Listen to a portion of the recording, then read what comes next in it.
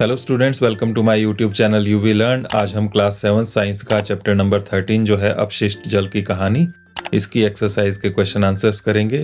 और जैसा कि आप जानते हैं, हर बार की तरह ये क्वेश्चंस भी बहुत शॉर्ट और इजी होने वाले हैं। और अगर आप एंड तक इस वीडियो को देखेंगे तो आप अपने फुल मार्क्स ले सकते हैं एग्जाम्स में। तो चलिए शुरू करते हैं क्वेश्चन आंसर्स। फर्स्ट क्वेश्चन है, रिक्त स्थानों की पूर्ति कीजिए। इसमें फर्स्ट पार्ट है, जल को स्वच्छ करना डैश को दूर करने का प्रक्रम है। तो जल को स्वच्छ करने के प्रक्रम में, इस प्रोसेस में हमें क्या करना होता है? हमें प्रदूषकों को दूर करना होता है। नेक्स्ट है, घरों द्वारा निर्मुक्त किए जाने वाला अपशिष्ट जल डैश कहलाता है। तो घरों से जो पानी निकलता है वेस्ट होकर, नहाते हैं हम, कपड़े धोते हैं, बर्तन धोते हैं, जो भी जितना भी गंदा पानी निकलता है उसे हम क्या कहते हैं? उसे कहते हैं वाहित मल। नेक्स्ट, शुष्क डैश का उपयोग खाद के रूप में किया जाता है। तो शुष्क आपंक है, ये आगे भी हम देखेंगे।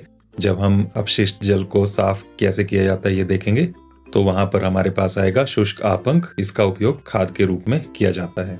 नेक्स्ट पार्ट है, नालियां डैश और डैश के द्वारा अवरुद्ध हो जाती हैं। तो नालियां तेल और वसा के द्वारा अवरुद्ध हो जाती हैं। जितना भी तेल और वसा होता है, अगर हम नाली में फेंक दें तो नालियां ब्लॉक हो जाती हैं। नेक्स्ट क्वेश्चन है, वाहित मल क्या है? अनुपचारित वाहित मल को नदियों अथवा समुद्र में विसर्जित करना हानिकारक क्यों है, समझाइए। तो वाहित मल क्या है, हमने पहले भी अभी बात की।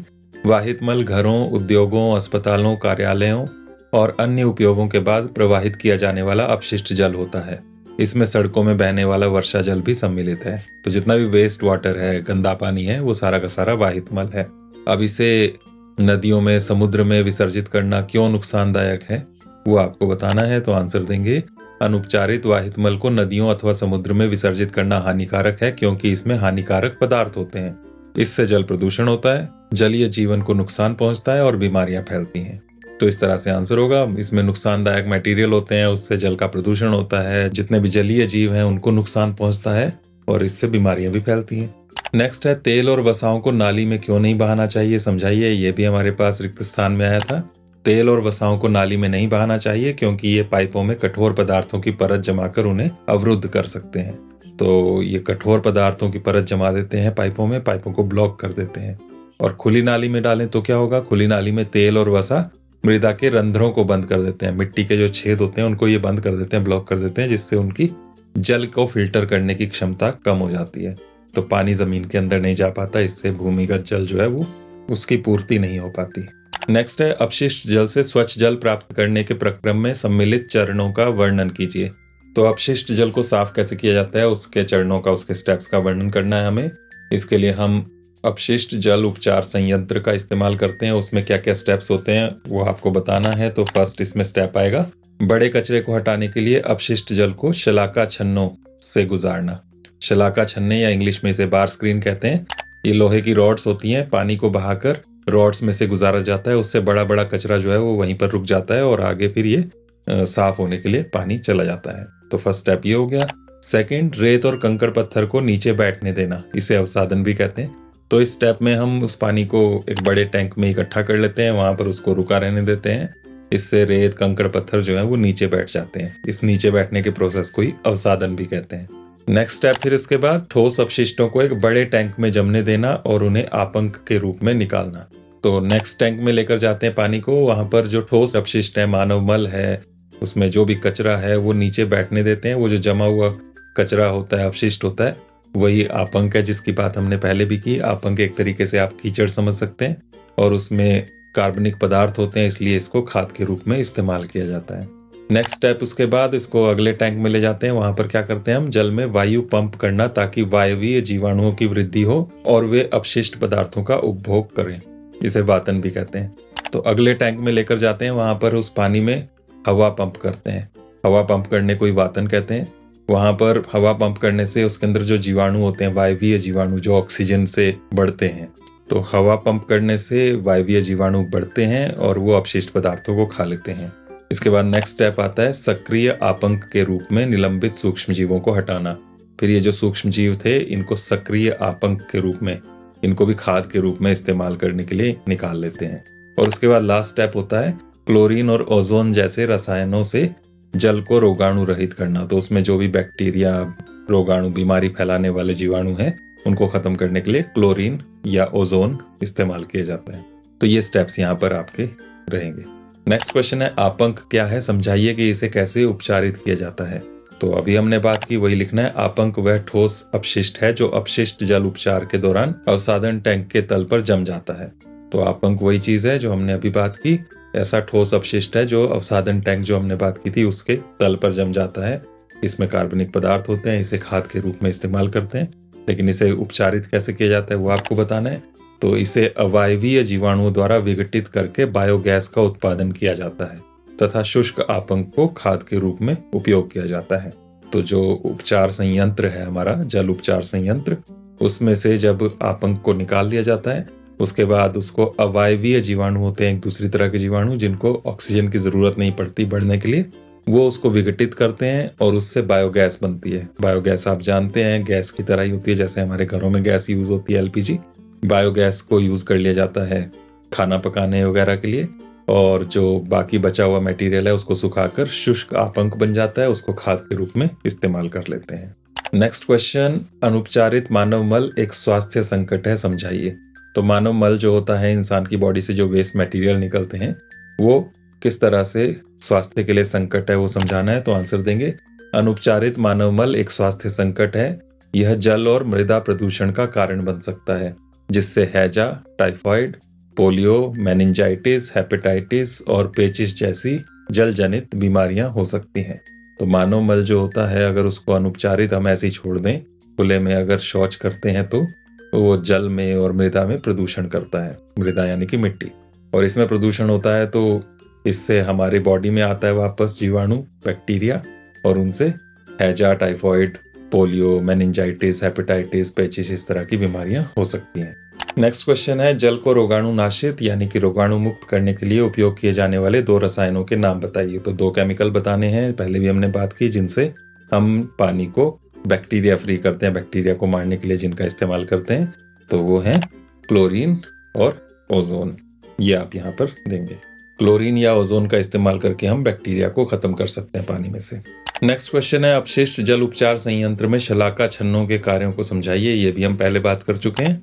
शलाका छन्नों से अपशिष्ट जल में उपस्थित कपड़ों के टुकड़े, डंडियां, डिब्बे, प्लास्टिक के पैकेट, नैपकिन आदि बड़े आकार के संदूषक अलग हो जाते हैं। तो जितना भी बड़े साइज का कचरा है उसको छानने के लिए शलाका छन्नों का इस्तेमाल करते हैं। नेक्स्ट क्वेश्चन, स्वच्छता और रोग के बीच संबंध को समझाइए। तो आप जानते हैं क्या संबंध है, वही आप लिखेंगे। स्वच्छता और रोग एक दूसरे से जुड़े हुए हैं। स्वच्छता की कमी से बीमारियां होती हैं, दूसरी ओर उचित स्वच्छता बीमारियों को रोकती है। तो जब आप स्वच्छ रहेंगे तो बीमारियां नहीं होंगी, और अगर स्वच्छता में कमी आ गई, आप गंदे रहेंगे तो बीमारियां होंगी। नेक्स्ट क्वेश्चन, स्वच्छता के संदर्भ में एक सक्रिय नागरिक के रूप में अपनी भूमिका को समझाइए। तो आप क्या कर सकते हैं अपने आसपास खुद को साफ सुथरा रखने के लिए, वो आपको बताना है। तो आप अपने हिसाब से इसमें आंसर दे सकते हैं। यहाँ कुछ मैं आपको बता रहा हूँ क्या क्या कर सकते हैं। कचरे का उचित निपटान सुनिश्चित करें, जितना भी कचरा है उसको सही जगह फेंकें, इधर उधर न फैलाएं। दूसरा, तेल, वसा और हानिकारक रसायनों को नाली में फेंकने से बचें। दूसरों को स्वच्छता के महत्व के बारे में शिक्षित करें, दूसरों को भी समझाएं कि स्वच्छता क्यों जरूरी है। और सामुदायिक सफाई अभियान में भाग लें, जब भी आसपास लोग सफाई कर रहे हो तो आप भी उसमें जरूर सहयोग करें। नेक्स्ट क्वेश्चन है, प्रस्तुत वर्ग पहेली को दिए गए संकेतों की सहायता से हल कीजिए। यहाँ पर वर्ग पहेली है ये, और इसके लिए संकेत हैं, उनकी हेल्प से इसको भरना है। बाएं से दाएं आपको भरना है नंबर 2 पर, वाहित मल उपचार संयंत्र से प्राप्त गैसीय उत्पाद। तो कौन सी गैस बनती है वाहित मल उपचार संयंत्र में, हमने पहले भी पढ़ा, बायोगैस। तो आप लिखेंगे, इसी को हिंदी में जैव गैस भी कहते हैं, तो आप जैव गैस भी लिख सकते हैं। नंबर 4 में डालना है, इस प्रक्रम में प्रदूषित जल से वायु को गुजारा जाता है। तो प्रदूषित जल में वायु जो गुजारते हैं उसको क्या कहते हैं, हमने पढ़ा वातन, तो वही आप यहाँ पर देंगे। नेक्स्ट नंबर 7, वाहित मल ले जाने वाले पाइपों की व्यवस्था। तो वाहित मल जो होता है उसको ले जाने के लिए जो पाइप होते हैं, उन पाइपों के जाल को, सिस्टम को क्या कहते हैं, तो आंसर होगा सीवर। नंबर 8 पर डालना है, उपयोग के बाद नालियों में बहता जल। तो नालियों में जो गंदा जल बहता है उसे क्या कहते हैं, उसे हम वाहित मल कहते हैं। इसके बाद ऊपर से नीचे नंबर 1 में, जल उपचार में रोगाणुनाशन के लिए प्रयुक्त एक रसायन। तो एक रसायन बताना है जो रोगाणुनाशन के लिए इस्तेमाल करते हैं। तो यहाँ पर आप ओजोन लिख सकते हैं, चाहो तो आप क्लोरीन भी लिख सकते हैं। नेक्स्ट नंबर 3 पर, वह सूक्ष्म जीव जो ऑक्सीजन की अनुपस्थिति में जैव पदार्थों का विघटन करते हैं। तो बिना ऑक्सीजन के इस्तेमाल के कौन से सूक्ष्म जीव जैव पदार्थों का विघटन करते हैं? उन्हें हम कहते हैं अवायवीय जीवाणु। नंबर 5, संदूषित जल, गंदा जल जो होता है उसे क्या कहते हैं? अपशिष्ट जल। नंबर 6 में है वह स्थान जहां वाहित मल से प्रदूषक पृथक किए जाते हैं।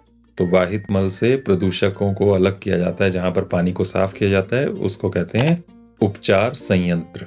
और लास्ट नंबर 9 में है अनेक व्यक्ति इसका विसर्जन खुले स्थानों में करते हैं। तो खुले स्थानों में किस चीज का विसर्जन करते हैं बहुत से लोग? वो है नंबर 9 में मल। तो शौच, मल त्याग वगैरह कर देते हैं जिससे गंदगी फैलती है, तो ये नहीं करना चाहिए। इस तरह से आपकी ये वर्क पहेली कंप्लीट होती है। उसके बाद लास्ट क्वेश्चन हमारे पास है ओजोन के बारे में निम्नलिखित वक्तव्यों को ध्यानपूर्वक पढ़िए। यहाँ कुछ बातें दी गई हैं ओजोन के बारे में, उनको पढ़ना है पहले, फिर बताना उनमें से कौन सी सही है। तो यहाँ फर्स्ट लिखिए, यह सजीव जीवों के श्वसन के लिए अनिवार्य है। सेकंड, इसका उपयोग जल को रोगाणु रहित करने के लिए किया जाता है। थर्ड दिया है यह पराबैंगनी किरणों को अवशोषित कर लेती है। और लास्ट दिया है वायु में इसका अनुपात लगभग 3% है। अब आपको बताना है इनमें से कौन से वक्तव्य सही हैं।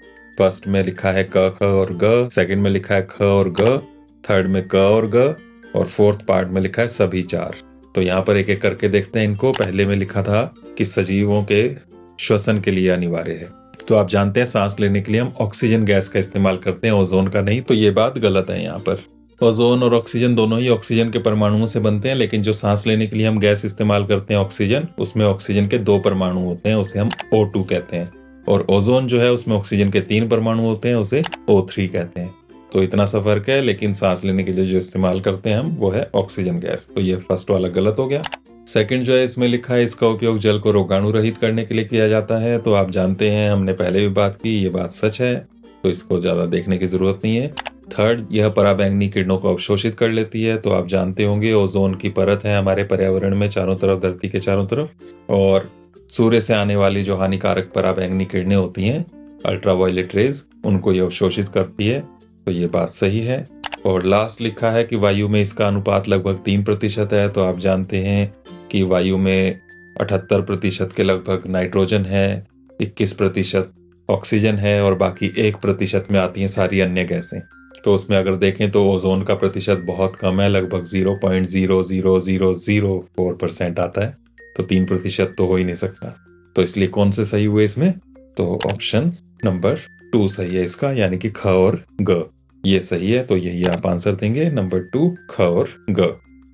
तो इस तरह से यहाँ पर ये क्वेश्चन आंसर्स कंप्लीट होते हैं। अगर आपको ये वीडियो अच्छी लगी हो तो इसे लाइक करें, शेयर करें, साथ में चैनल को सब्सक्राइब करें ताकि आगे भी आपको वीडियोस मिलती रहें। और अगर आपने ये वीडियो पूरी देखी होगी तो मुझे पूरी उम्मीद है कि आपके मार्क्स भी अच्छे आएंगे एग्जाम में। Thank you. नेक्स्ट वीडियो में मिलते हैं।